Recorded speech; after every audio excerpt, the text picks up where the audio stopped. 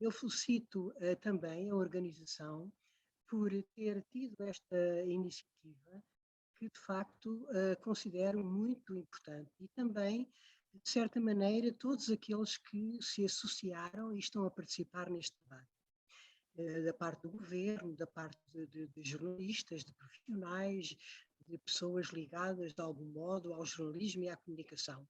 Eu devo dizer que em Portugal nós temos um quadro jurídico um pouco diferente daquilo, tanto quanto me é possível perceber do projeto que me foi enviado. And from the project that I was sent, Eu penso que essa é uma lei quadro. I do believe that this is an important. Nós, em Portugal, o governo, na altura, e foi mantido desde a criação da ERC, fez uma lei especial para a ERC, para a entidade reguladora. Devo dizer-vos que o contexto em que surgiu foi um contexto muito polémico, porque, como sabem, todos nós sabemos, e eu também sei, por profissão antiga e também depois na experiência na entidade reguladora e o meu trabalho como professora e investigadora, como é difícil para os jornalistas em especial, e em geral também para toda a comunicação social, facilitar uma entidade administrativa, embora independente, uma entidade reguladora. Esta entidade, portanto, foi criada com muita polémica e essa polémica durou todo o mandato. Foi o meu, que foi o primeiro da entidade reguladora. Terminou em 2011. A partir daí, os conselhos reguladores sucessivos foram talvez menos polémicos, porque, entretanto, toda a sociedade, a área dos média e os jornalistas em especial, habituaram-se, de certa maneira, àquilo que são as competências da ERC, e muitas vezes há muita confusão. E essa confusão sobre as competências da entidade reguladora ainda hoje se mantém no meio comunicativo, digamos, da sociedade portuguesa. Muitas pessoas pensam que a ERC tem competências que na realidade não tem. E eu já queria esclarecer uma coisa que para nós e para mim sempre foi muito evidente.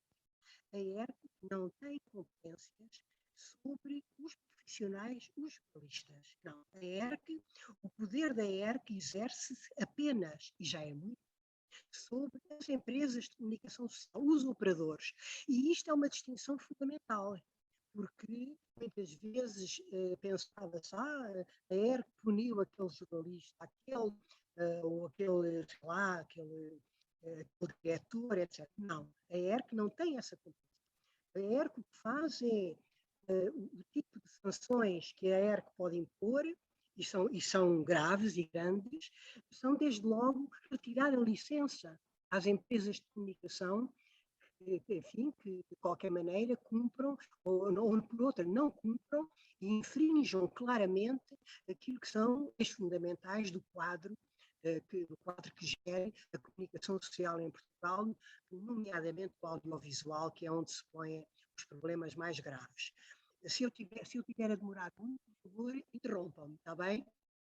E portanto, estão-me a ouvir, não é?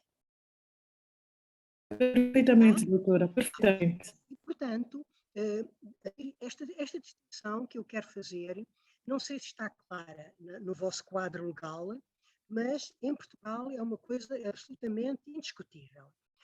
O jornalismo rege-se por um quadro próprio, que são a lei da televisão, a lei da rádio, a lei de imprensa, são documentos, diplomas autónomos, cada um deles, digamos, exerce é o quadro regulatório, não digo regulatório, é o quadro legal em que funciona o jornalista, importantíssimo, e depois o código deontológico e o código de ética. E depois cada empresa de comunicação social tem os seus estatutos próprios e códigos de ética, também já partes importantes do funcionamento das empresas de comunicação social. Portanto, as competências da ERC, que aliás são muito claras no próprio estatuto da ERC, são vastas e neste momento está até em discussão por causa da questão de um novo diploma que foi criado por causa das chamadas fake news e da possibilidade de poderem ser impostas penas digamos, muito graves a quem, de alguma maneira, prevaricar no que toca às notícias falsas, e isso foi muito discutido exatamente porque esse diploma, que chegou a ser aprovado na Assembleia da República, atribui à ERC poderes que ela não tem. E a ERC, muito naturalmente, disse logo que não podia, de facto, exercer qualquer tipo de represálias, de punições, sejam financeiras, sejam suspensões ou de outra natureza, sobre pessoas em especial, sejam jornalistas, sejam outro tipo de profissionais dos média. E, portanto, isso é muito claro para a ERC, para mim, sobretudo, estive lá na criação do órgão, não é? De certa maneira, nós demos forma e conteúdo àquilo que são as competências da ERC, e, portanto, isto para nós é muito claro. E, portanto, uma entidade reguladora é, desde logo, no caso da ERC, e penso que tem de ser assim, independente de todos os poderes, independente do Governo, do Presidente da República e até da Assembleia da República, que é de onde ela emana. A ERC tem 5 membros do seu Conselho Regulador e 4 foram eleitos pela Assembleia da República com uma votação de 2/3. E, evidentemente, que os partidos concertaram-se entre si, e isso é uma coisa que para mim e para os membros da ERC, nós não entramos nesse processo. Eu, pessoalmente, posso dizer-vos até como é que foi o processo. Na altura, era apenas até investigadora, dava a lecionar o mestrado de Sociologia da Comunicação e recebo um convite exatamente de um grupo parlamentar para se eu aceitava entrar na lista que ia ser aprovada e proposta à Assembleia como um dos membros do Conselho Regulador da nova entidade reguladora. E eu, a princípio, até fiquei assim um pouco admirada, pedi para pensar, porque tinha que ver bem quais eram as competências, e a pessoa que me convidou, um alto dirigente do Partido Socialista, que foi por essa lista que eu fui convidada, disse-me: nós consideramos que o seu perfil, investigadora, pessoa com uma experiência longa na rádio e na televisão, os trabalhos que tem publicado, etc., tem o perfil adequado. Muito bem, eu aceitei, e na altura 4 elementos, cada partido propôs independentemente, pessoas independentes todos, e foi o Bloco de Esquerda pôs o Partido Social Democrata, o Partido Comunista, não sei, não me recordo exatamente, sei que fomos eleitos por 2/3 dos deputados. Portanto, não bastava uma maioria, tinha que haver um consenso dos partidos. E isso mantém-se até hoje, porque 5 em 5 anos é eleito um novo Conselho Regulador. E, a partir daí, a nossa ligação à Assembleia da República é zero. Isto é, não há prestação de contas perante nenhuma entidade. É completamente independente. A ERC vai anualmente fazer a apresentação do seu relatório, aliás, vários relatórios, relatório de atividades, relatório sobre o pluralismo, relatório sobre regulação, vai apresentá-lo aos deputados, à Comissão Parlamentar. Mas é questionado, é perguntado, mas ninguém tem nenhum poder para destituir um membro da ERC, a não ser que ele dê, nos estatutos está isso definido, um número de faltas, etc., não justificadas, etc., por doença, por resistência, mas não há nenhum poder, ao nível do Estado, que possa demitir ou punir os membros da ERC. E isto é muito importante.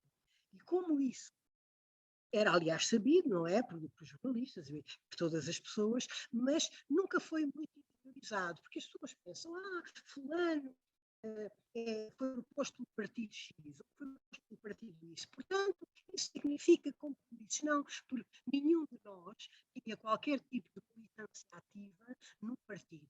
Aliás, está vedado nos próprios estatutos da ERC que, antes e depois da aceitação do mandato do Conselho Regulador, que corresponde àquilo que no vosso diploma se chama Conselho de Administração da entidade reguladora, portanto, não há nenhum membro que pode ser, antes ou depois, pode ter atividade ligada a um órgão de comunicação social, como se compreende, causa das incompatibilidades. Não seria cordial, não seria coerente que uma pessoa saísse da RTP ou de uma estação de rádio ou de um jornal e passasse diretamente para a entidade reguladora, porque ao menos, não é?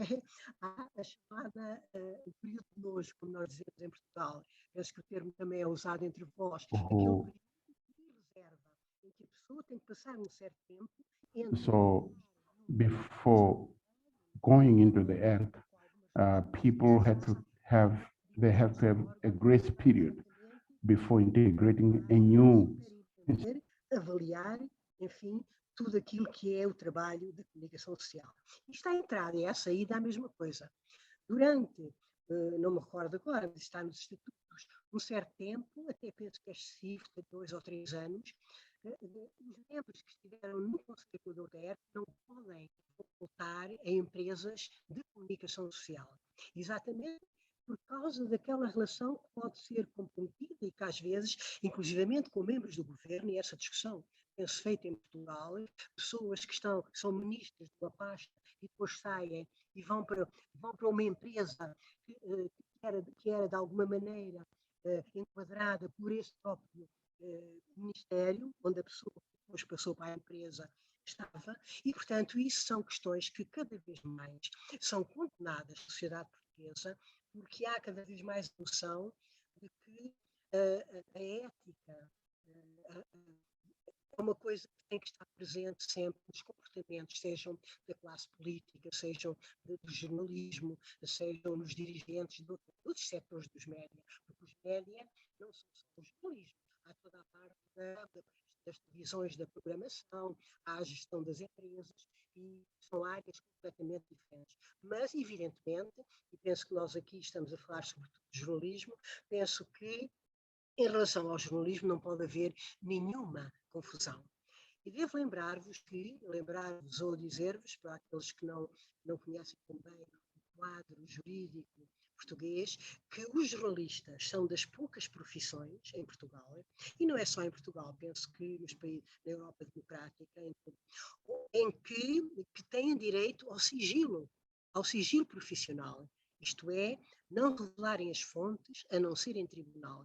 E isto não acontece em mais nenhuma profissão, a não ser com os advogados, não é? E isso porquê? Porque o jornalista, de facto, é uma profissão que tem deveres estritos e que devem ser cumpridos, desde logo o respeito pela privacidade, o respeito pelo contraditório, a divulgação, a questão das fontes.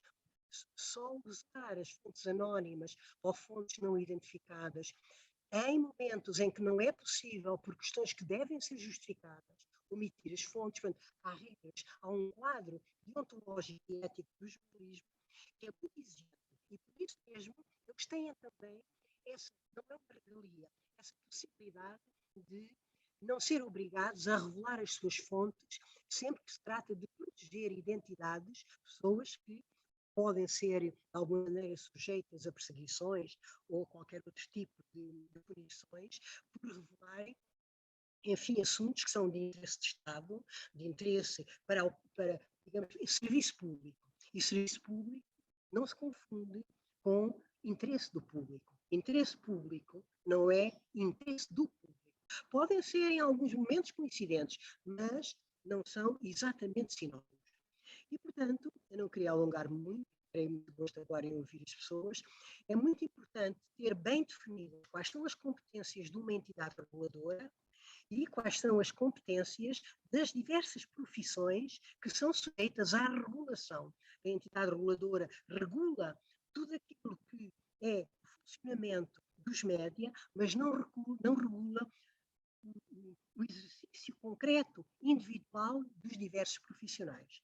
Esses têm os seus códigos próprios. E quando a entidade se pronuncia, a ERC neste caso, é sobre a empresa. Por exemplo, há imensas queixas, não é? Como devem imaginar, pessoas que sentem que a sua privacidade ou que foram caluniadas em programas ou em telejornais, essas pessoas fazem uma queixa.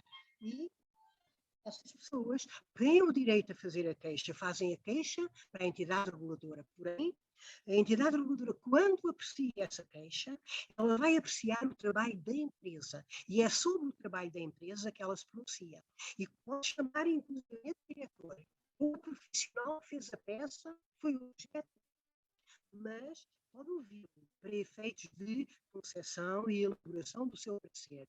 Mas, quando dá lugar a um direito de resposta ou a uma petição, não é o profissional que é chamado, a empresa é que é, digamos, a entidade que é regulada, é a empresa. Se houver lugar a multa, se houver lugar a um direito de resposta, é a empresa que é aplicada a multa e é a empresa que tem de dar voz, publicar o direito de resposta. Portanto, eu gostava que desta minha intervenção ficasse muito clara esta questão. Foi uma questão que eu estudei profundamente, escrevi algumas coisas sobre ela, e já agora que Moçambique está no início deste processo, penso eu, não é, da entidade reguladora, eu gostaria que a minha exposição fosse útil. Mas também gostaria de dizer que não há modelos únicos. E, portanto, eu compreendo e sou uma defensora das especificidades de cada país, com as suas culturas, com a sua tradição, as suas heranças civilizacionais. E, portanto, eu não me atrevo, não tenho competência, não tenho autoridade para me pronunciar sobre as decisões e as discussões e tudo aquilo que Moçambique, os seus profissionais, os seus políticos, os seus deputados decidem ou vieram a decidir. Gostava que isto ficasse claro e obrigada. Muito obrigada, professora doutora Estrela Serrano, pela sua intervenção, bastante interessante, mas que colocaremos enriquecedora, sem sombra de dúvidas. Colocaremos as dúvidas no momento certo. Vou convidar agora o senhor Fernando Gonçalves, que já está aqui entre nós, que é presidente do MISA Moçambique, tem uma larga experiência na área de jornalismo e é também editor do jornal Savana. Por favor.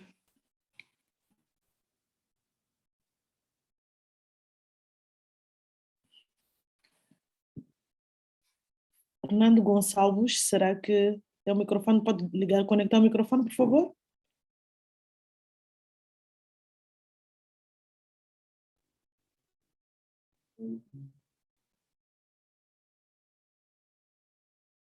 Muito boa tarde. Seja bem-vindo a este nosso encontro, este nosso debate sobre a legislação dos mídias e a independência. Estão a ouvir? Agora sim, agora Estão a conseguimos ouvir? perfeitamente. Fique à vontade, por favor. Estão a ouvir?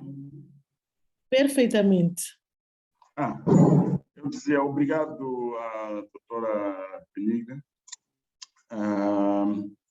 e boa tarde, Benilde, desculpa. Boa tarde a todos, boa tarde a todas. É um enorme prazer estar aqui convosco, ainda que seja de forma virtual, mas esta é a única forma que temos, nos tempos que correm, de nos comunicarmos. Para falarmos deste assunto tão importante, que é a questão da regulação. Como devemos calcular, qualquer lei pode ser muito boa, pode ser a melhor do mundo, mas quando o sistema de regulação que operacionaliza essa mesma legislação for deficiente, então também teremos uma legislação deficiente.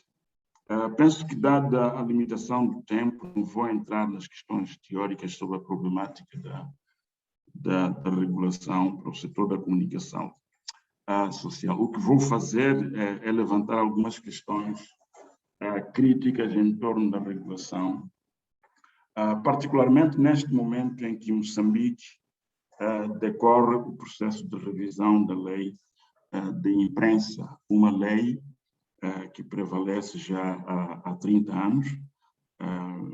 Para os que não são daqui, vale a pena referir que comemoramos no dia 10 de agosto último, os 30 anos de vigência desta lei. Deixe-me dizer também que em Moçambique nunca houve uma legislação específica sobre a regulação na área da comunicação social, mas como é do conhecimento de todos, em dezembro passado, o Conselho de Ministros aprovou uma proposta de lei da comunicação social que foi submetida à Assembleia da República para eventual aprovação. A aprovação estava prevista para o mês de maio, mas depois de um intenso debate, o próprio governo acabou por retirar a proposta e pensamos que talvez venha a ser reintroduzida para apreciação na próxima sessão da Assembleia da República, que será já no próximo mês de outubro. Durante as discussões que decorreram em torno da proposta da legislação que foi submetida à Assembleia da República, a questão da regulação foi aqui mais debates suscitou nas análises que tiveram lugar fora do Parlamento sobre esta proposta. É verdade que esta proposta foi também acompanhada por uma proposta de lei da radiodifusão. Essa suscitou muitas discussões do ponto de vista técnico, porque entendia-se que a proposta estava muito baseada no sistema analógico e que não se compadecia com a atual realidade em termos tecnológicos na radiodifusão. Mas a proposta da lei da comunicação social, como se pretende que ela venha a ser chamada,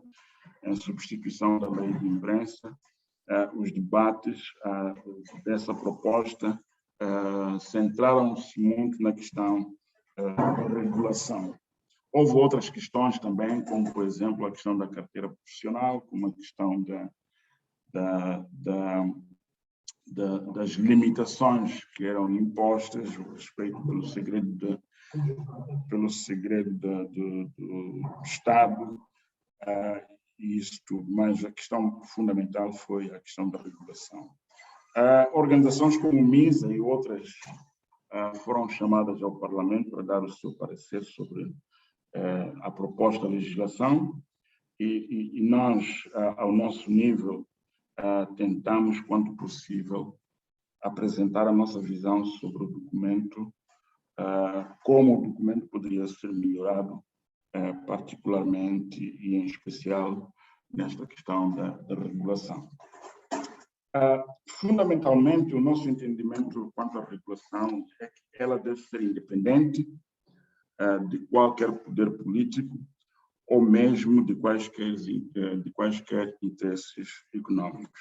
Muitas vezes, quando falamos de independência e da possibilidade de interferência sobre as instituições, muitas vezes pensamos que deve ser independência do poder político, que é o poder político que tem a maior propensidade à interferência.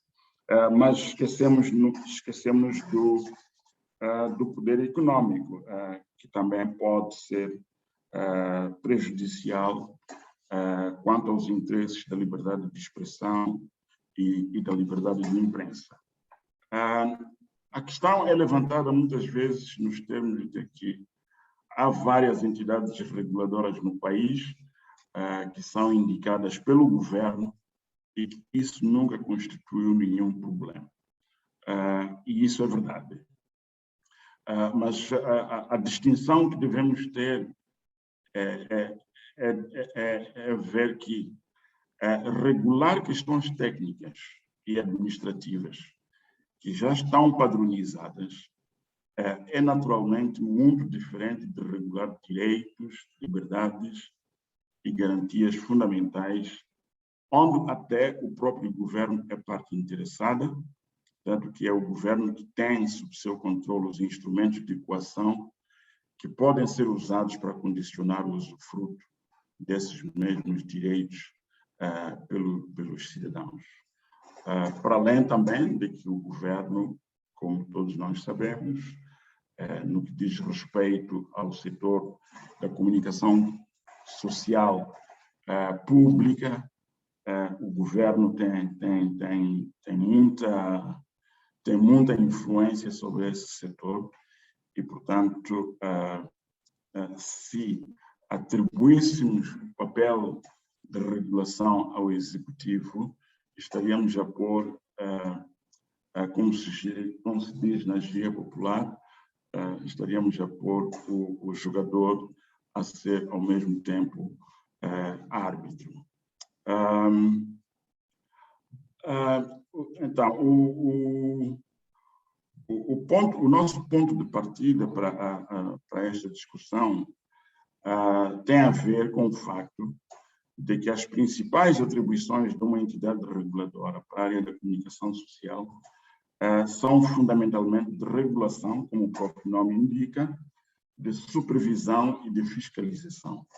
Isto quer dizer, de outra forma, que esta entidade reguladora interfere especificamente na proteção de certos direitos, liberdades e garantias fundamentais, o que lhe compete assegurar o livre exercício do direito à informação e à liberdade de imprensa. Tendo em conta que as atribuições desta entidade se exercem no domínio da comunicação social, onde impera o princípio constitucionalmente consagrado de independência dos meios de comunicação social, quer do setor público, quer do setor privado, esta entidade reguladora tem de se revestir, ela própria, de inquestionável independência. Portanto, não pode uma entidade reguladora dizer que é independente, ou seja, não pode procurar regular a independência de outras entidades quando ela própria não está revestida de independência. Por isso, uma entidade com estas características só pode ser criada pelo Parlamento ou pela Assembleia da República, a qual deve também definir as suas atribuições, competências, composição e estrutura. E deve ser, por maioria de razão, ao Parlamento que esta entidade deve prestar contas numa base regular sobre as suas atividades. Talvez o termo prestar contas seja um pouco pesado, mas a entidade reguladora deve esperar dela que, com certa regularidade, lhe seja dada a oportunidade de apresentar relatórios à Assembleia da República sobre as suas atividades, que é uma forma também de prestar contas ao público.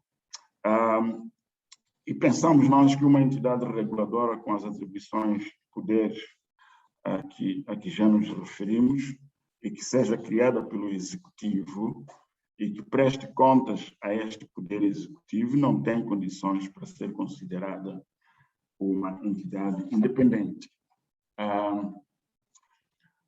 Muitas vezes tem sido colocada a questão do modelo aplicável em função de se o sistema num determinado país é presidencialista ou parlamentar. Esta discussão surgiu entre nós também, que o modelo de regulação que deveríamos ter era o modelo executivo, mas no nosso caso esta questão não se coloca, porque tratando-se de questões relacionadas com liberdades, direitos e garantias fundamentais, é importante notar que a nossa Constituição, no seu artigo 43, diz que, no que diz respeito aos direitos fundamentais, e aqui passo a citar, são interpretados e integrados de harmonia com a Declaração Universal dos Direitos do Homem e a Carta Africana dos Direitos do Homem e dos Povos.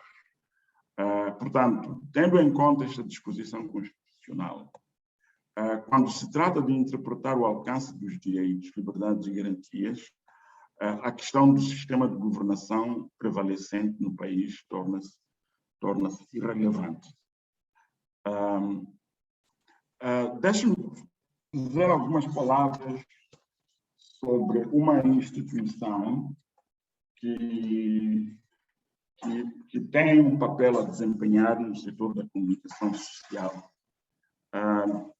Fala-se muito pouco desta instituição, mas ela tem um papel e pode vir a desempenhar um papel de extrema importância. É o Conselho Superior da Comunicação Social.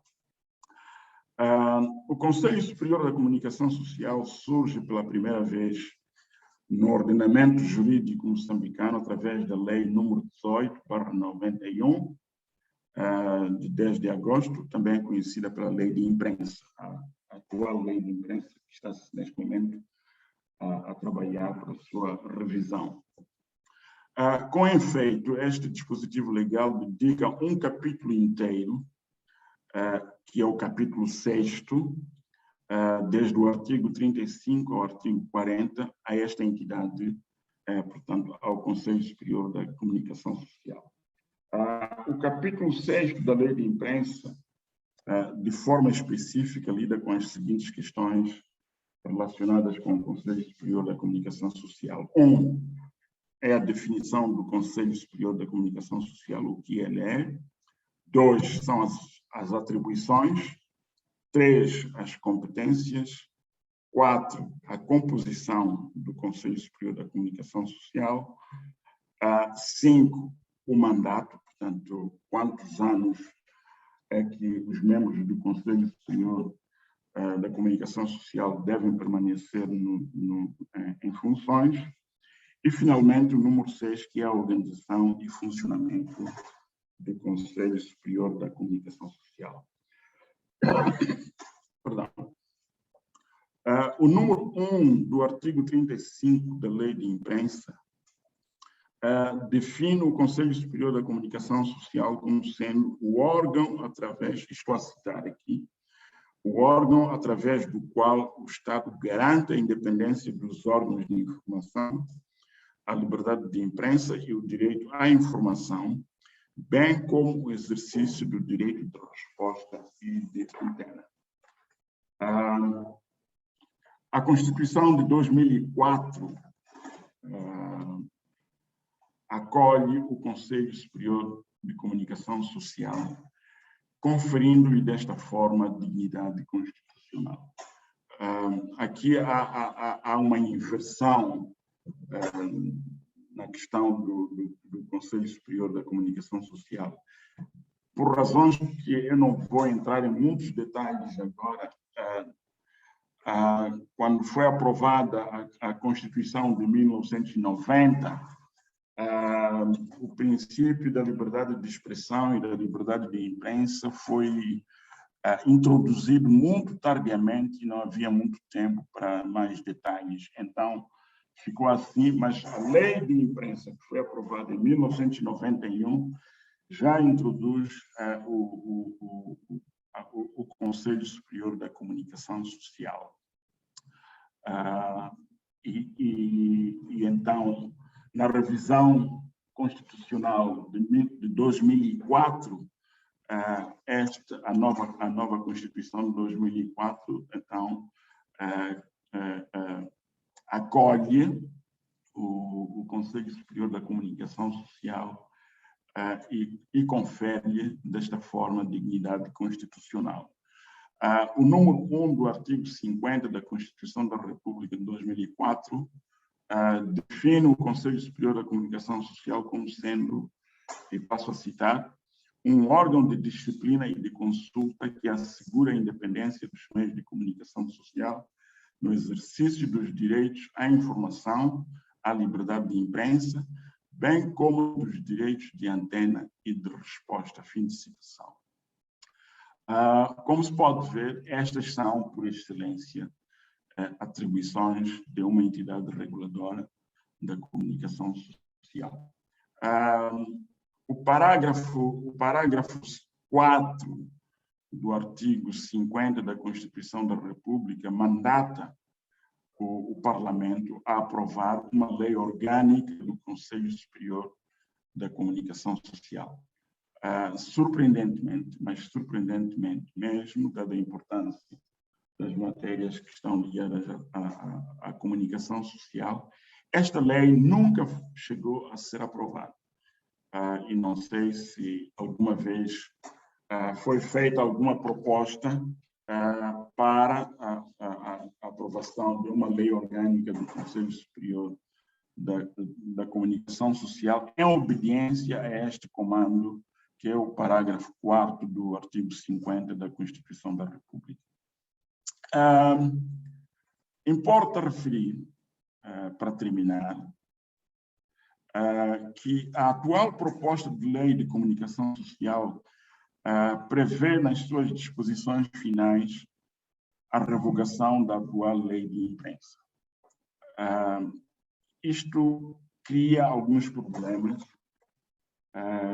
talvez aqueles que estão versados em questões de leis, de legislação, de Constituição, poderão nos dar uma melhor ajuda nisto. Mas o ponto é que, ao revogar a atual lei de imprensa, significa que revoga também o Conselho Superior de Comunicação Social, o que pode vir a tornar esta lei inconstitucional, dado que não compete a uma lei ordinária revogar um órgão que goza de dignidade constitucional. Portanto, pode vir a criar alguns problemas a revogação da atual lei, que, como se sabe, contém dentro do seu corpo uma entidade que é o Conselho Superior de Comunicação Social, portanto, que é um órgão de natureza constitucional. Eu penso que nós temos condições muito claras de o Conselho Superior da Comunicação Social vir a ser esta entidade reguladora que se pretende que haja, sem necessidade de criar uma outra entidade e sem necessidade também, porque ao revogarmos o Conselho Superior da Comunicação Social, talvez teríamos que ir pela via de uma revisão pontual da Constituição, que eu penso que é absolutamente desnecessário, porque as condições existem para termos uma entidade reguladora que até já existe, mas que, no meu entender, não é utilizada na sua máxima potencialidade. Eu gostaria de terminar por aqui, gostaria também de agradecer a vossa prestigiosa atenção e muito obrigado. Muitíssimo obrigada, Fernando Gonçalves, pela sua explanação, também super rica e enriquecedora. Antes de darmos espaço aos nossos queridos convidados, que estão a acompanhar-nos pelas plataformas digitais, vamos fazer aqui um pequeno resumo daquilo que foi aqui apresentado. Tivemos inicialmente a apresentação da professora doutora Estrela Serrano, que falou, que contextualizou-nos como é que em Portugal este processo decorreu. Claramente, ela deixou claro que foi um processo também polêmico, e deixou também bastante claro esta questão das competências. Na verdade, o seu discurso versou principalmente sobre esta questão das competências da ERC, não é? Da entidade reguladora, que, acima de tudo, o seu poder exerce-se sobre as empresas e não sobre os indivíduos. É verdade que se discute muito a questão da ação dos jornalistas, mas ficou aqui muito evidente que a ação da entidade reguladora é principalmente, no contexto português, sobre as empresas. Portanto, ela tem o poder de tirar licenças, ela pode, ela discute diversos aspectos legais também. E, além disso, a doutora Estrela falou de vários outros aspectos, como, por exemplo, a apresentação de relatórios que a entidade reguladora tem que fazer periodicamente ou outros a que está submetido, e deixou bastante claro e felicitou, na verdade, o fato de Moçambique estar a trilhar este caminho, estar a trilhar estes passos, mas que não existem modelos únicos, não é? Aquilo que funcionou ou que está a funcionar num contexto pode ser completamente diferente de um outro contexto e não significa que vai funcionar num outro contexto. É preciso prestar atenção às questões culturais, às especificidades de cada país e, com base nisso, criar uma entidade reguladora que respeite todos estes aspectos. Tivemos também a intervenção aqui de Fernando Gonçalves, que também falou de vários aspectos, que situou-nos, acima de tudo, como é que este nosso processo começou, e foi muito importante ter aqui a intervenção deste orador, porque também contextualizou até, de certa forma, a relevância deste ciclo de debates que nós estamos a ter, não é? Que é um processo da explotação e que se pretende também incentivar ou desconstruir ou construir certas mudanças no nosso sistema, no nosso paradigma de atuação desta profissão. Falou, portanto, desta questão da lei de migração social, que centra-se principalmente, que ele pediu que prestássemos atenção à questão do impacto ou da interferência do poder político, mas também da interferência do poder econômico, que pode colocar ou pode contrabalançar as liberdades que nós já adquirimos até hoje, até que ponto isto pode interferir. Claramente fez-nos também uma viagem aqui por aspectos legais, destacou bastante a questão do Conselho Superior de Comunicação Social, de certa forma, ser um órgão que já está a exercer, não na sua plenitude, este papel de entidade reguladora, mas que tem todas as condições, na sua visão, de tornar-se, muito provavelmente, esta entidade reguladora, até porque já está a atuar em alguns aspectos ligados a isto. Ambos os oradores foram muito unânimes nesta questão de prestação de contas, que a entidade reguladora ela também presta contas, não é? Claro que ela tem que se revestir de independência, tal como diz Fernando Gonçalves, mas ela também deve prestar contas, seja a Assembleia da República, seja um outro órgão, mas ela também presta contas e ela apresenta relatórios. Bom, muito obrigada. Espero não termos esquecido de nenhum aspecto, mas era mesmo só para dar algum tempo para para as pessoas que estão aqui a acompanhar pelas redes sociais participarem. Desde já, deixo o microfone aberto para que os nossos convidados façam questões. Muito obrigada.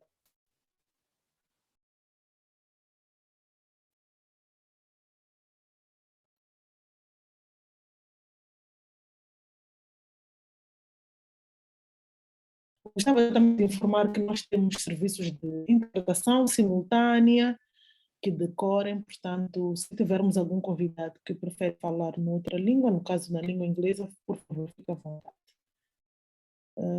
Não sei se temos questões, até agora não vejo questões.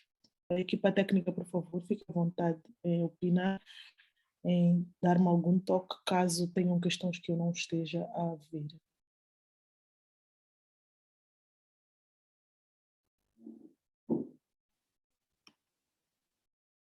Sim, vejo uma mão levantada.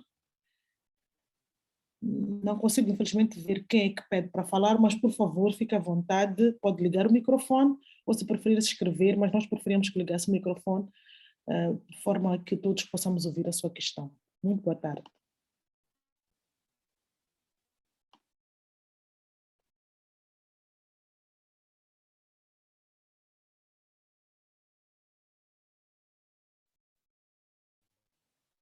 Não sei se o colega Ernesto consegue, o colega Ernesto consegue ver quem é que está aqui a fazer a questão que nós não conseguimos ouvir? Sim. O Sonito tem que ligar o microfone porque já autorizei para falar.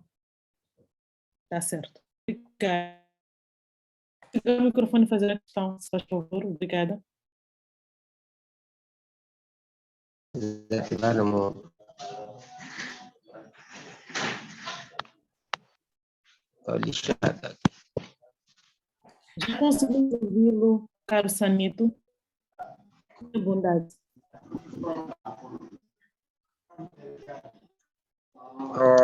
Boa tarde. Eu estou a falar de Lixinga. Não sei se conseguem me ouvir. Ouvimos Conseguem me perfeitamente. ouvir? Ouvimos perfeitamente. Me ouvir? A minha rede não está a ajudar. Desculpa, a minha rede não está a ajudar. Não está a ajudar. Não está a ajudar, mas nós conseguimos ouvir perfeitamente.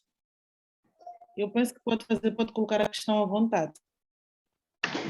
Bem, a minha não era muito uma questão. Eu queria fazer um comentário em torno dessa identidade reguladora que está sendo auscultada no seio da classe, ou dos órgãos de comunicação, sobretudo. Bem, eu não consegui captar as ideias da Estrela e do Gonçalves, mas eu queria contribuir do seguinte modo.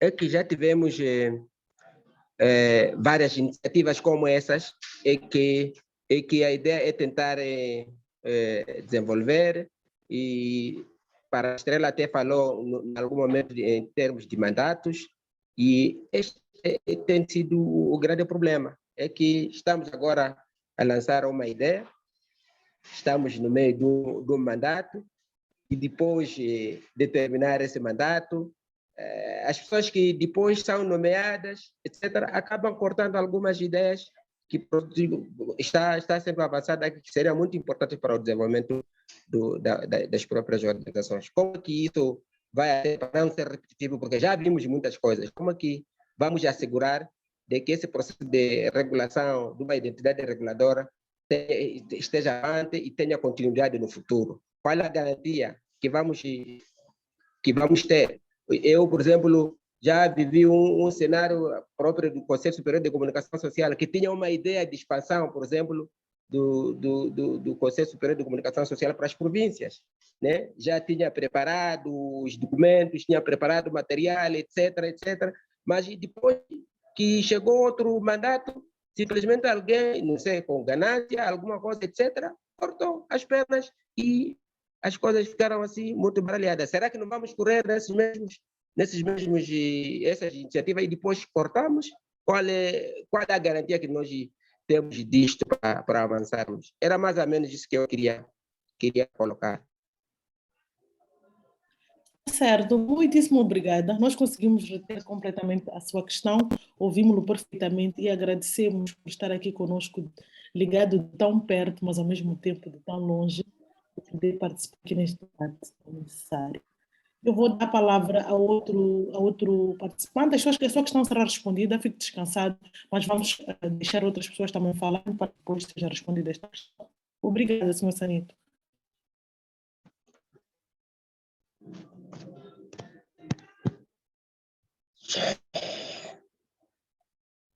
Vou pedir que o microfone do Sanito já está desligado.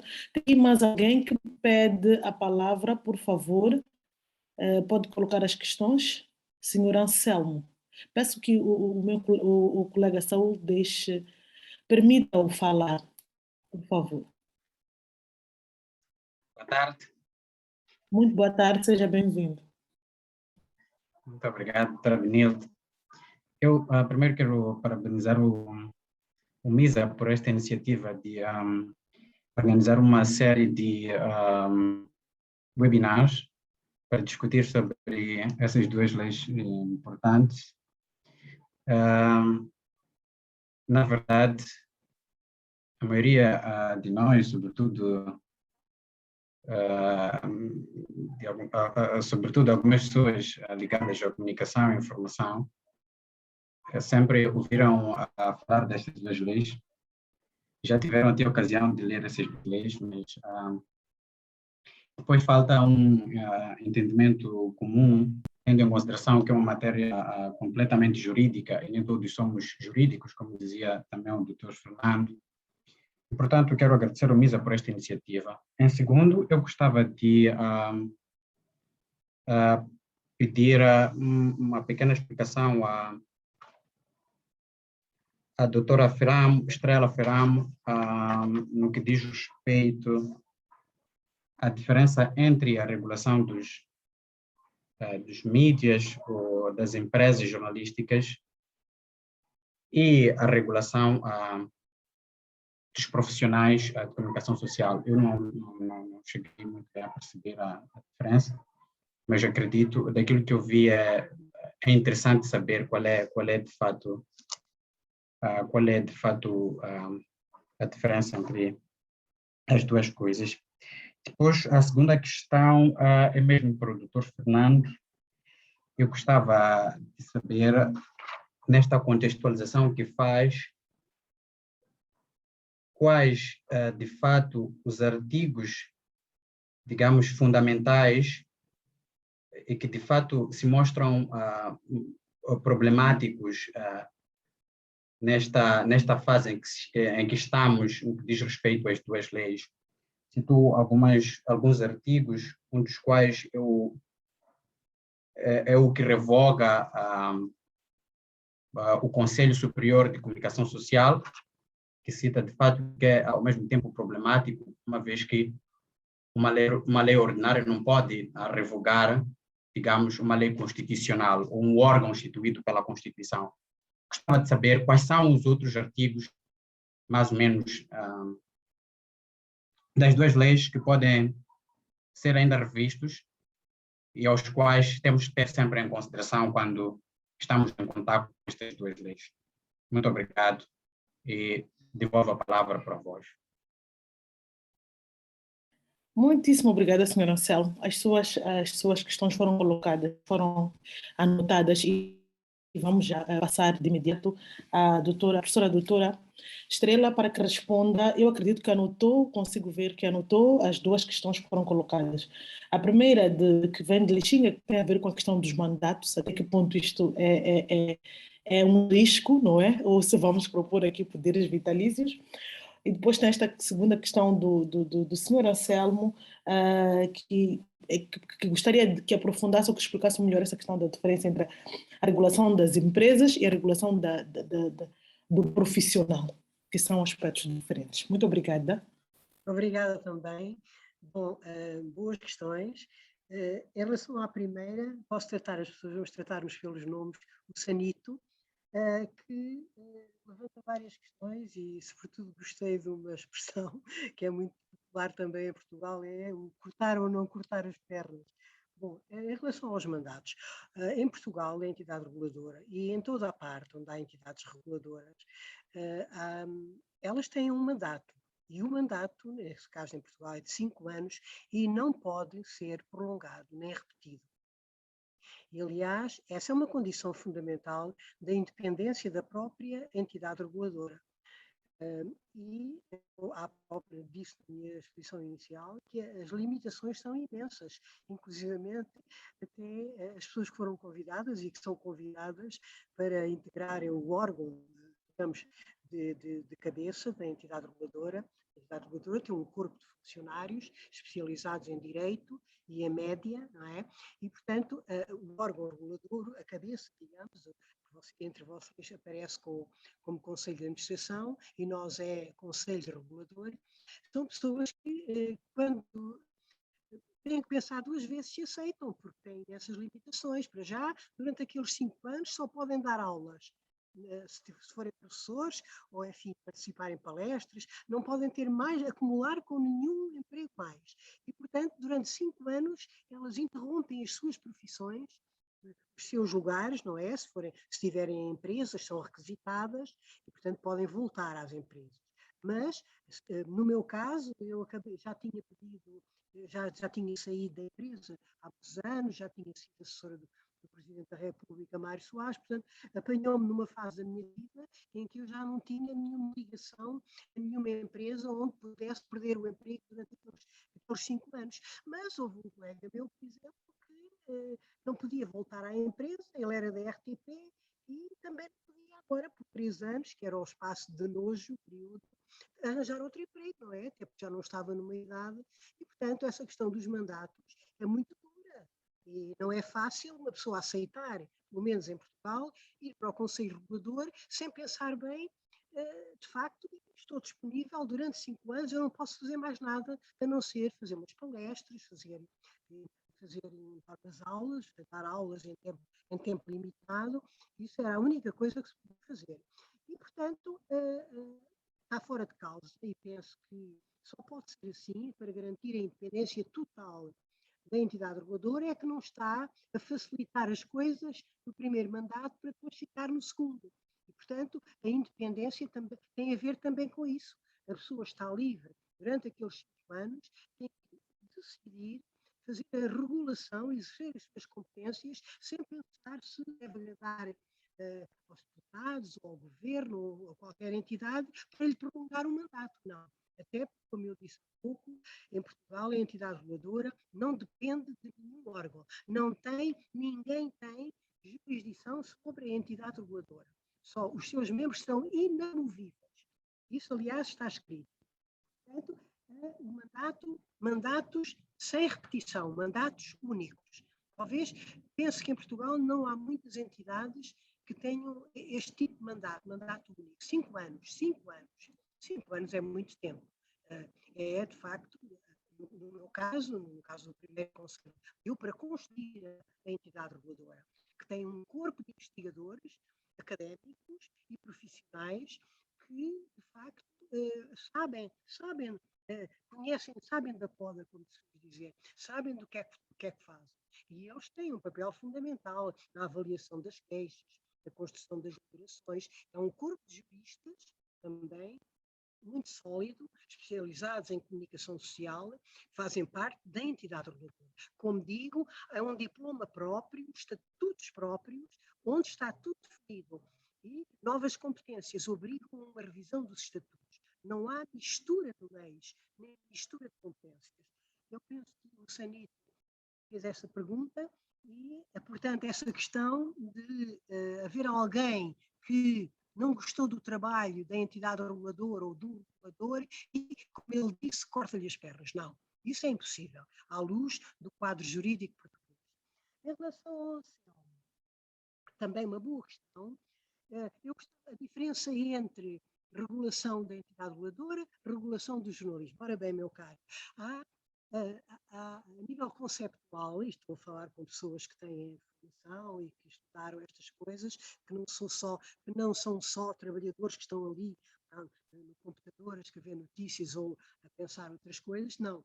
E sabem que os conceitos são importantes. E em Portugal, e penso que não é só em Portugal, em toda a Europa, nós temos 3 conceitos que regulam o quadro regulatório. Um deles é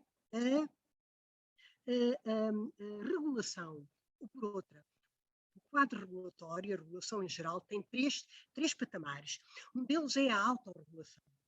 O jornalismo é autorregulado, isto é, só os profissionais do mesmo ofício, que estão presentes em conselhos de redação, nas entidades que têm a supervisão sobre o código deontológico, os conselhos de redação, sobretudo, mas também o sindicato dos jornalistas, etc., que tem um conselho que aplica, de facto, que analisa as queixas deontológicas e é formado por jornalistas e só entre pares é que pode haver, digamos, não diria penas, mas pode haver acusações, pedidos de explicações, pode haver sanções morais, e até suspensão. daquilo que é a carteira profissional. Portanto, isto chama-se autorregulação. Depois há um espaço intermédio que é a corregulação. Por exemplo, em Portugal também temos uma figura, também funciona junto do Sindicato dos Jornalistas, que é um advogado, um jurista, que preside a esse órgão, que é um órgão de corregulação. Não são só jornalistas, tem um juiz, por acaso é um juiz quase sempre, que trata de questões que são já não apenas do domínio da deontologia, mas são também do domínio do Estatuto do Jornalista. O Estatuto do Jornalista é uma lei e, portanto, tem de ser cumprida e tem de ser avaliada enquanto lei, enfim, os tribunais, etc. E depois há um outro patamar, que é a heterorregulação, que é a regulação administrativa, que é a da ERC.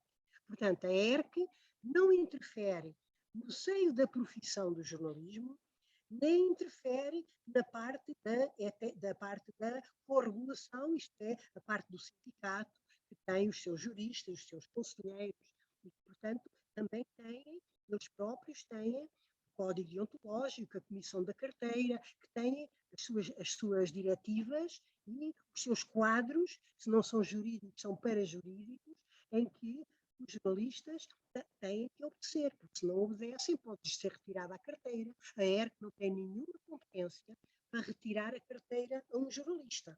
Mas a autorregulação, que é desempenhada pelos próprios membros que fazem parte, enfim, não é obrigatória a inscrição no sindicato.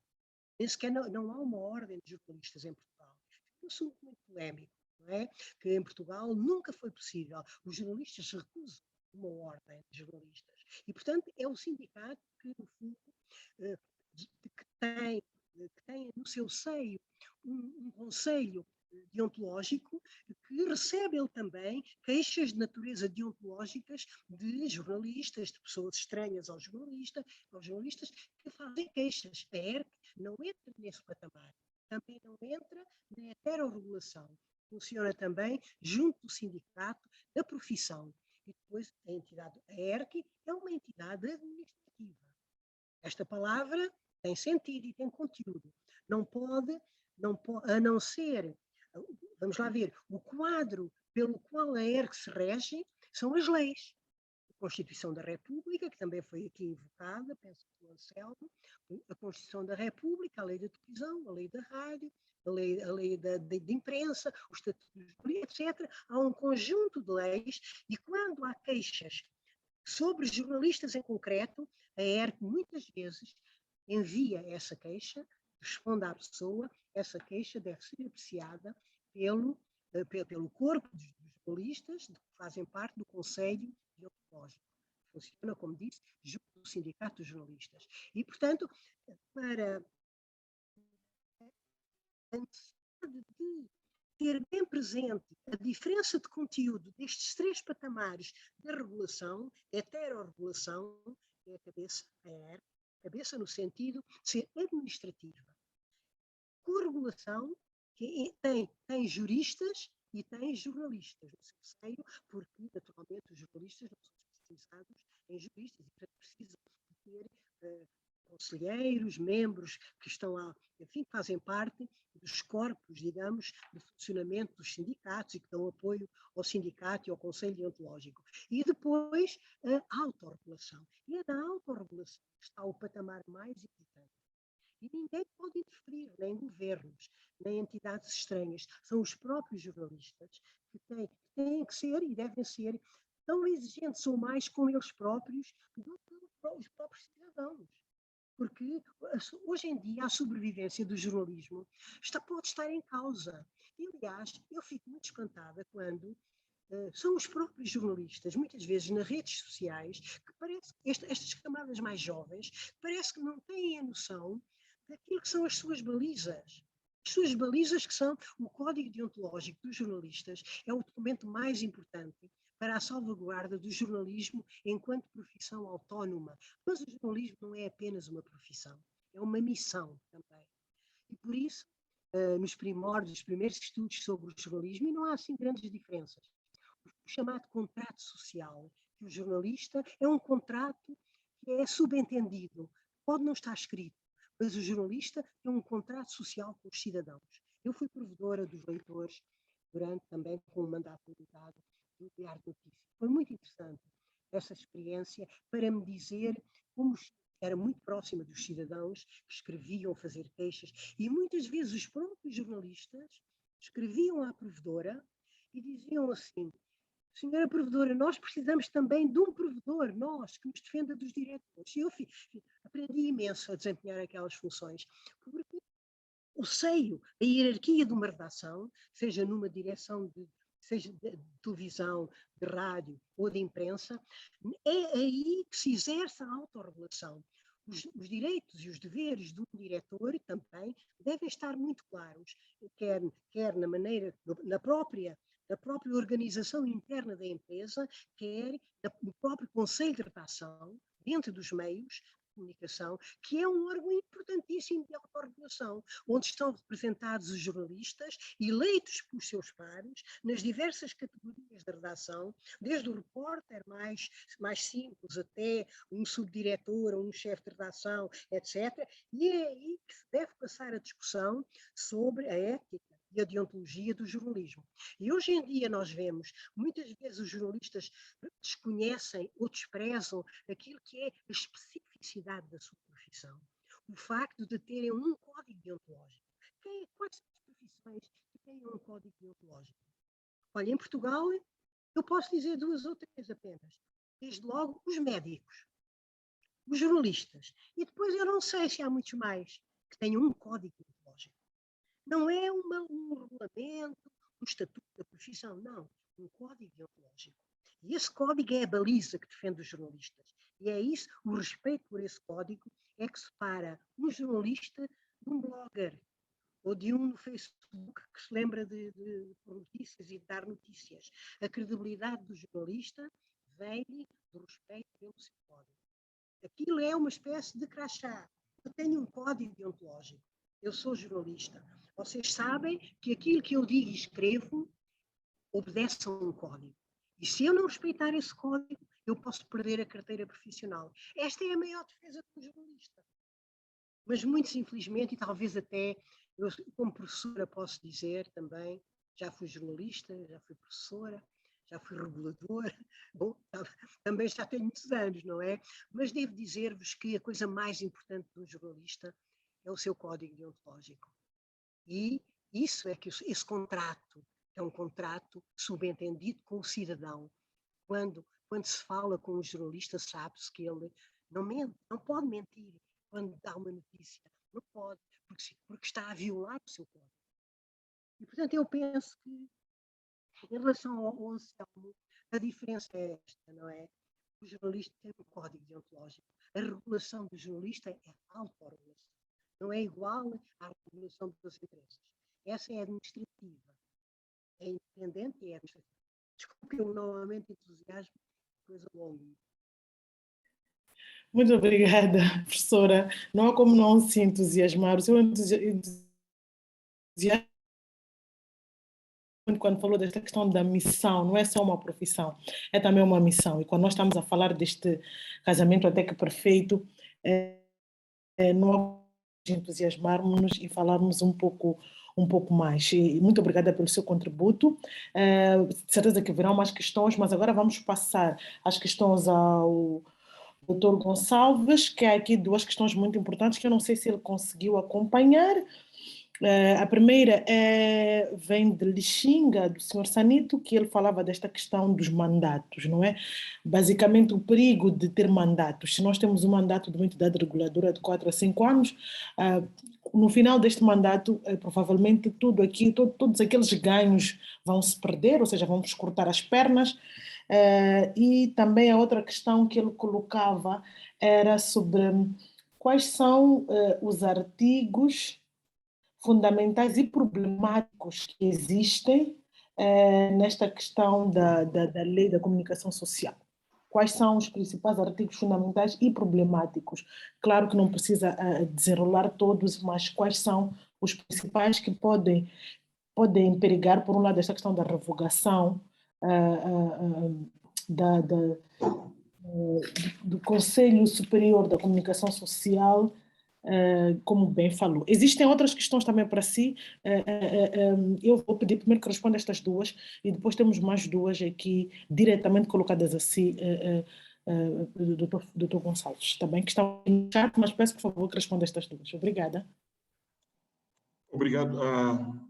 Bom, a questão que o Sonito levanta é muito importante, a questão dos mandatos. Mas não sei se temos uma alternativa aos mandatos. Eu não vejo perigo nos mandatos. Penso que, antes, pelo contrário, os mandatos reforçam esta questão da independência, reforçam o princípio da prestação de contas e reforçam, acima de tudo, o princípio de que os titulares das instituições não são eles próprios as instituições. Se não houvesse limite de mandatos, corríamos o perigo dos titulares um dia acordarem e acharem que a instituição são eles e que eles não representam a instituição, mas que é o contrário. Portanto, penso que é um princípio fundamental da boa governação, da boa administração, que as pessoas desempenhem certas funções por um determinado período de tempo e depois saírem, porque se isso não acontecer, é prejudicial a eles próprios como titulares dos cargos, porque depois não conseguem ver as suas próprias fragilidades. E, portanto, não podemos contornar a questão dos mandatos. O que talvez podemos discutir é que tipo de mandatos é que devemos atribuir aos titulares. Se são mandato único, se são mandatos de 4 ou 5 anos, até pode ser 3, depende, né?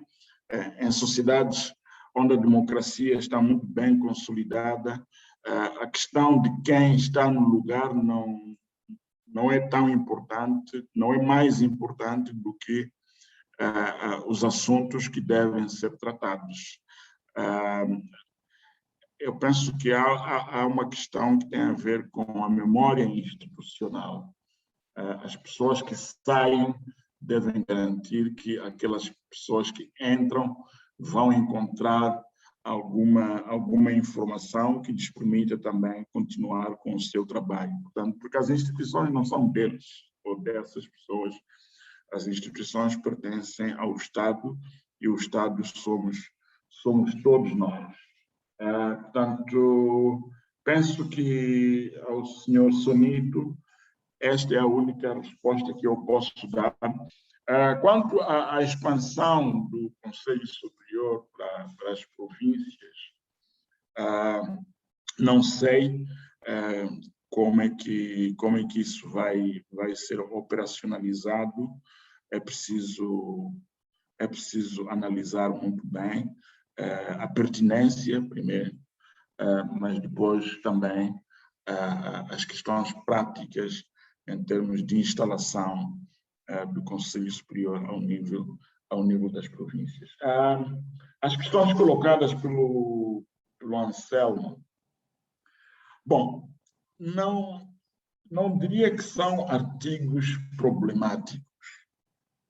Penso que há uma proposta que foi trabalhada ao nível do governo. O governo, depois dos seus técnicos terem trabalhado esta proposta, entendeu que já estava suficientemente amadurecida para ser submetida à Assembleia da República, que é o órgão legislativo. Houve muitas discussões. Penso que o nosso entendimento é que há questões que podem ser melhoradas. e podem ser aprimoradas. Esta questão da regulação é uma delas. Há outras controvérsias, por exemplo, a questão da carteira profissional, que a professora Estrela acabou fazendo uma boa intervenção sobre a questão da regulação dos jornalistas e da autorregulação. Mas eu não diria que há questões problemáticas, há questões que precisam de ser aprofundadas, algumas delas precisam de ser melhor alinhadas com a nossa Constituição da República e os demais instrumentos. É muito importante salientar o seguinte, mesmo que nós tenhamos que também fazer uma incursão sobre o direito comparado, é muito importante nós termos uma ideia de como é que as coisas são feitas noutras latitudes, mas é muito importante também sublinhar que as leis que estamos a fazer ou que estão a ser produzidas são leis moçambicanas e, como tal, elas devem estar em alinhamento com instrumentos do direito moçambicano, como, por exemplo, a Constituição da República, mas também, como eu disse na minha intervenção, temos uma disposição na Constituição da República, que é o artigo 43, que diz que nesta questão dos direitos fundamentais, a interpretação é feita à luz da Declaração Universal dos Direitos do Homem e da Carta Africana dos Direitos do Homem e dos Povos.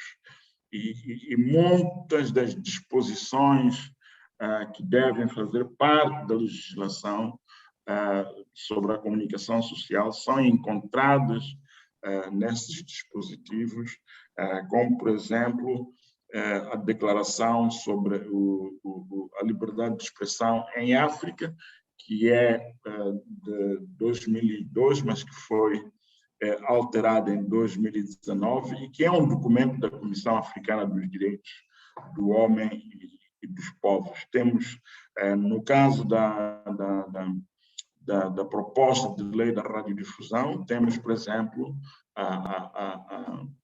a Carta Africana da Radiodifusão. Esses instrumentos devem ser os nossos instrumentos orientadores à medida que vamos fazendo este trabalho de análise das leis e eventualmente, para aqueles que vão aprovar estas leis. Claro que sem detrimento de nós olharmos para aquilo que os outros fazem nos outros países e inspirarmos, olharmos para isso, não para copiar aquilo que os outros fazem, mas para nos inspirarmos no que eles fazem e no que fazem de melhor.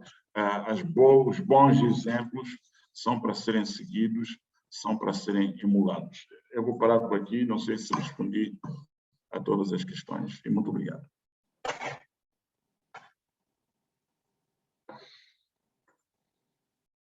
Obrigada, muitíssimo obrigada.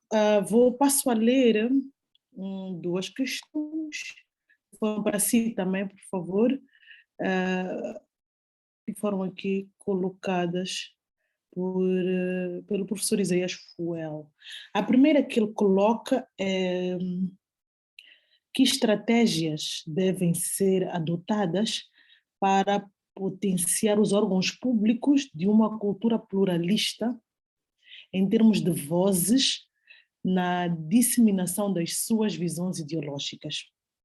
Que estratégias a serem adotadas para potenciar os órgãos públicos de uma cultura pluralista em termos de vozes na disseminação das visões ideológicas? Esta é especificamente para si. A segunda que o professor Fuel coloca é: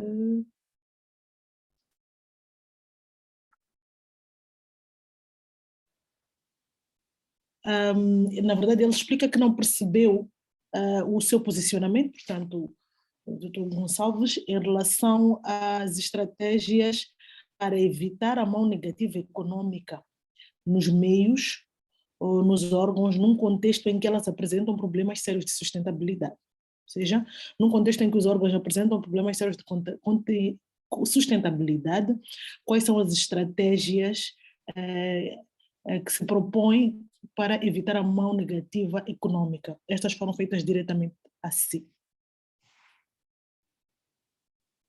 Obrigada, professor Fernando. Sim, obrigado. Essas questões são muito boas, são muito interessantes, mas também são muito desafiadoras. A questão dos órgãos públicos, tanto a Constituição da República como a lei de imprensa atual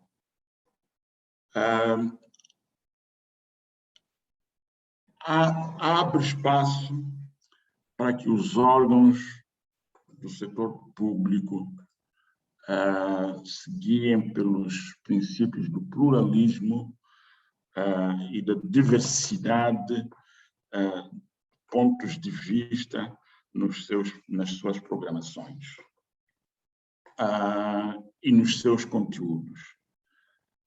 E a lei a Constituição da República vai mais longe, diz que os órgãos de comunicação do setor público, estou a citar de memória porque não tenho aqui um instrumento aqui à minha frente, que os órgãos do setor público, incluindo os próprios jornalistas do setor público, desempenham as suas funções livres de qualquer tipo de interferência. Portanto, significa que eles, os órgãos do setor público, portanto, obedecem às suas próprias estruturas editoriais e que eles não recebem ou não devem receber ordens de qualquer entidade que esteja fora das suas redações. Portanto, do ponto de vista legal, do ponto de vista da lei, quer da Constituição da República, que é a lei suprema da nossa nação, quer da lei de imprensa, a salvaguarda do serviço público, a salvaguarda do pluralismo por parte dos órgãos de comunicação do setor público está claramente e de forma inequívoca salvaguardada. Bom, quanto à questão da sustentabilidade, a sustentabilidade é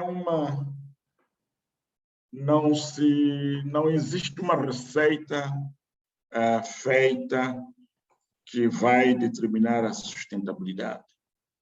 No nosso país, a história reza que o setor independente da comunicação social, e quando digo setor independente da comunicação social, refiro-me à independência em relação ao governo, portanto, o setor privado e o setor comunitário, muitas vezes foi dinamizado por jornalistas mais preocupados com o exercício das suas liberdades de imprensa e de expressão e menos motivados pelo lucro. Portanto, muitas empresas jornalísticas em Moçambique não foram criadas por empresários, como acontece em muitos outros países, com grandes interesses econômicos, que têm recursos que podem aplicar para o desenvolvimento destas iniciativas empresariais no setor da comunicação social. O que significa também que há, de certo modo, algumas dificuldades e algumas limitações para a sustentabilidade destes órgãos. Por outro lado, a economia moçambicana não é uma economia que pode garantir grandes recursos para sustentar o setor da comunicação social. Eu penso que deve haver alguma criatividade em termos dos gestores, dos órgãos de comunicação social, no sentido de se encontrar formas que permitam a sua sustentabilidade. Mas penso também que há um princípio, o governo moçambicano desenhou, creio que foi em 1980, não sei se foi em 98, penso que foi em 98, a Política Nacional de Informação, onde são previstas questões claras sobre o papel do Estado no apoio ao setor da comunicação social. Por exemplo, os jornais apresentam questões que têm a ver com, por exemplo, com os custos de impressão, os custos de aquisição de papel, e isso tudo. Eu penso que deve haver uma organização, deve haver um diálogo entre o Estado e as empresas de comunicação social para permitir que, de facto, as empresas sejam sustentáveis. Mas é evidente que esta questão da sustentabilidade não é algo que se resolve da noite para o dia. Não sei se respondi satisfatoriamente a essas questões. Sim, muito obrigada por responder a todas as questões. Eu passo a ler rapidamente um comentário. Infelizmente não conseguimos identificar o nome aqui, porque aparece um número, e que diz o seguinte: existe um problema sintomático no que tange à observância dos propósitos dos mandatos anteriores. Isto deriva pelo fato dos novos grupos de liderança não visitarem os arquivos. Isto faz com que não se tenha conhecimento do que houve no passado, e quando tentam elaborar suas ideias e procuram possíveis parcerias, e aí, se o parceiro for atento, ele questiona por quê. Isto é, os novos lutam em mostrar aquilo que chamam nova abordagem, mas se visitarem os arquivos podem descobrir que esta abordagem já foi feita. Isto é recorrente, ok? Obrigada, infelizmente não conseguimos ver o nome. Pronto, já escreveu o Sr. Alexander Matsimbo. Muito obrigada por participar deste debate. Eu penso que as questões foram todas respondidas. Vou apenas dar mais... ampliamos um bocadinho o nosso tempo, porque também começamos tarde.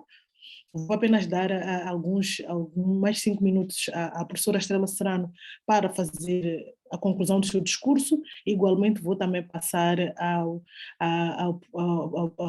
doutor Fernando também para encerrar o seu discurso em 5 minutos.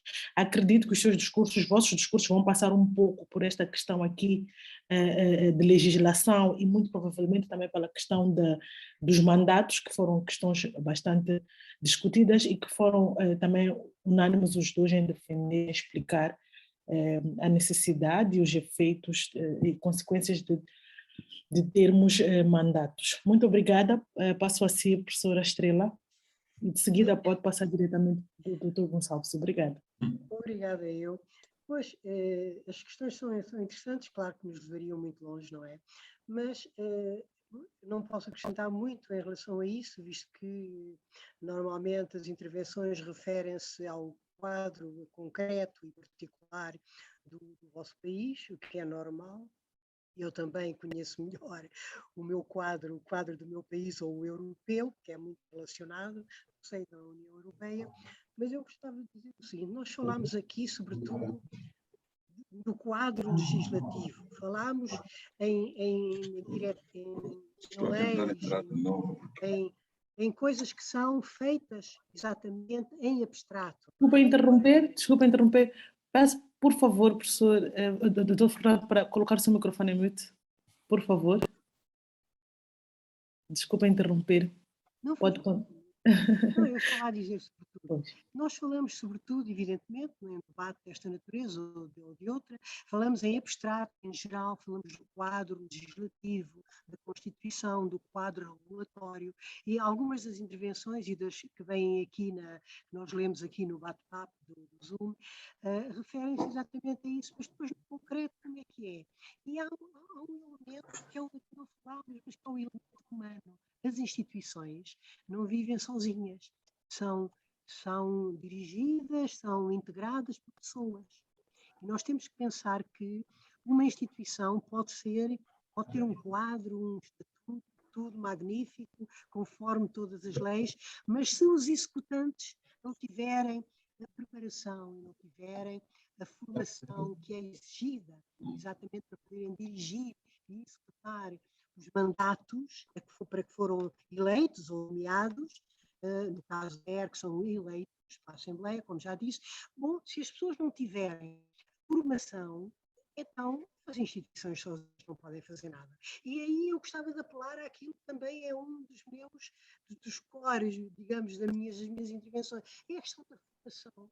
Nós precisamos de jornalistas formados, os cursos universitários ou de outro grau, têm de preparar os jovens e as jovens que querem ser jornalistas, prepará-los para a vida prática, mas dar-lhes também conceitos, dar-lhes ideologia no sentido, ideologia da profissão, que não se prende com a ideologia político-partidária.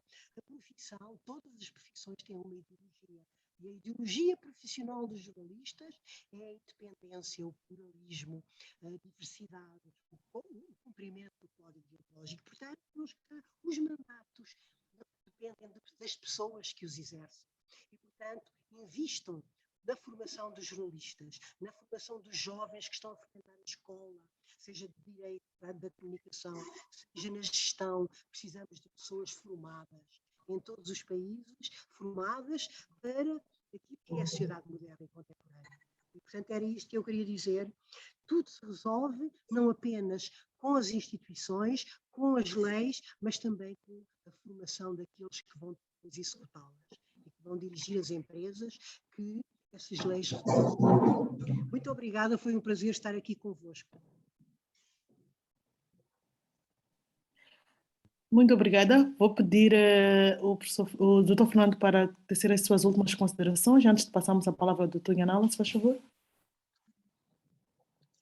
Bom, eu penso que muito do que devia ser dito já foi dito. É apenas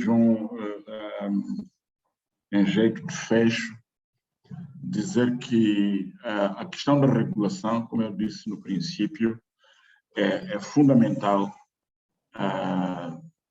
quando pensamos no processo legislativo que está em curso sobre a lei da comunicação social. A lei da comunicação social é de facto, a lei-mãe de todo o setor da comunicação social. É desta lei que vão surgir outras leis específicas sobre vários aspectos ligados à comunicação social.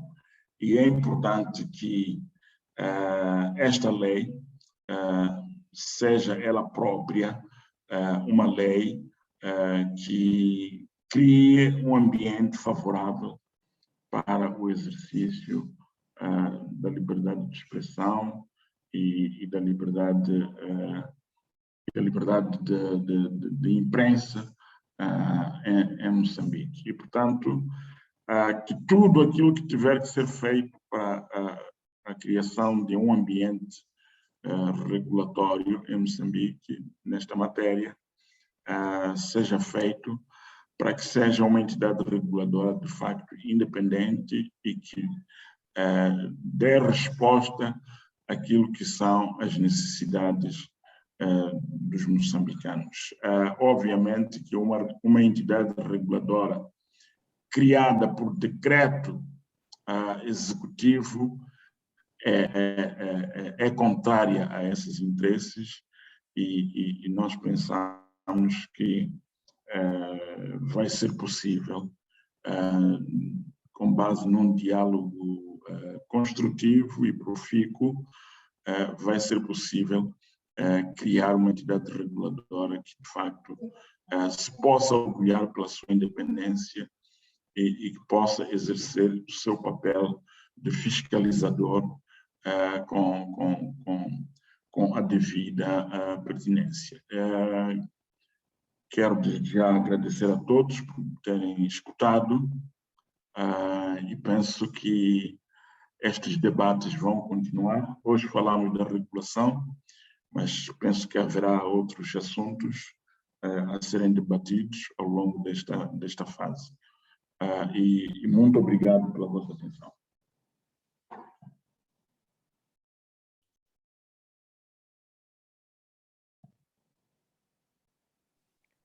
Professor Nhanala, devolvo a palavra a si, por favor. Obrigado. Queria agradecer a todos e a todas pela participação. Penso que foi um debate muito interessante e não era possível traçar fronteiras. Como eu disse, que este era o primeiro debate de uma série de 4 webinars que nós estamos a organizar em torno deste processo da revisão da lei de imprensa aqui em Moçambique. E também um aspecto muito interessante disto é que nós dissemos que queremos colher contribuições, e é isto que nós fizemos, queremos refrescar as nossas ideias.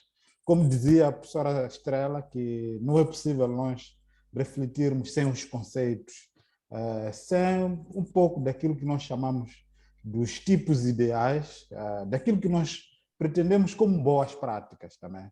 E acho que a professora Estrela fez muito bem isto, com a sua experiência e todo o conhecimento que tem sobre os mídias e também a sua participação aqui sobre aquilo que foi a sua passagem pela ERC, foi deveras enriquecedor, e penso que nós cumprimos com o objetivo que pretendíamos de trazermos um pouco um outro ar, de iluminarmos um pouco as nossas mentes sobre o que é a regulação, o que tem que ser uma entidade reguladora, quais são as características, essa questão da independência da entidade reguladora que foi aqui mencionada, e refletirmos um pouco sobre o histórico e os entraves que nós temos aqui em Moçambique. Então, isto, nos momentos certos, específicos, que os nossos colegas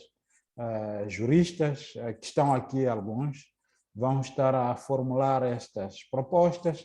Eles também já fizeram esta questão do direito comparado, de ver um pouco o que é que, por exemplo, a lei portuguesa, brasileira, são tomense, de outros países também democráticos a nível da Europa, dizem sobre a regulação no setor da comunicação social. Então, esses inputs, sob o ponto de vista de reflexões, acho que são relevantes e constituíram o cerne daquilo que nós pretendemos como MISA. E nós vamos continuar na próxima semana. E, como disse, não era possível traçarmos fronteiras. Era natural que, neste primeiro webinar, pudéssemos tocar aspectos dos próximos webinars, da mesma forma que nos próximos webinars vamos tocar aspectos a este. Não é fácil nós nos trancarmos absolutamente a este tema. Então, queria dizer que estão convidados para o próximo webinar, especialmente a professora Estrela, que disponibilizou o seu tempo para arrumar-se e contribuir para este tema muito importante aqui em Moçambique, neste momento que estamos a rever. E estamos a organizar nossas contribuições para levá-las ao governo e à Assembleia da República, A sua participação foi muito importante e nós agradecemos muito por isto. Acho que a sua contribuição efetivamente é sem fronteiras, dada a sua responsabilidade como professora e pesquisadora nesta área de jornalismo. Então, queria, em nome do MISA e de todos os que estão aqui, agradecer imenso pelo tempo que disponibilizou. Eu sei que está de férias também e interrompeu as suas férias para estar aqui conosco. Então, mais uma vez, obrigado pela disponibilidade.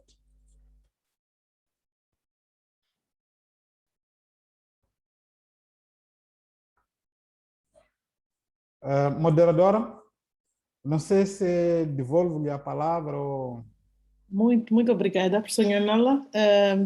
Penso que foi até seus comentários finais. Agradeço claramente à professora Estrela, agradeço ao Dr. Fernando Gonçalves, agradeço a si e a todos aqueles que nos acompanharam do primeiro ao último minuto. Claramente, o MISA está aqui a exercer o seu papel e é muito raro nos dias de hoje conseguir tanta gente assistir, tanta gente acompanhar os debates. Significa que estamos todos atentos e interessados no tema. Parabéns ao MISA e até para a semana. Obrigada. Obrigado.